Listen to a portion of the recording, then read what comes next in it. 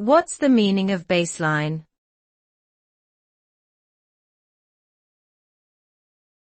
Baseline.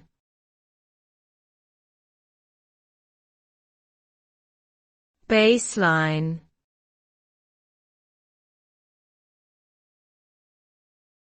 Baseline.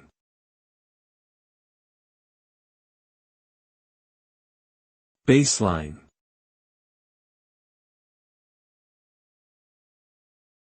The term baseline can refer to a variety of contexts, but in general it refers to a starting point or reference level. In a scientific experiment, the baseline measurement is typically taken before any interventions or treatments are introduced, so that any subsequent changes can be compared to the original condition. In project management, the term baseline refers to the initial plan against which project progress is measured and assessed.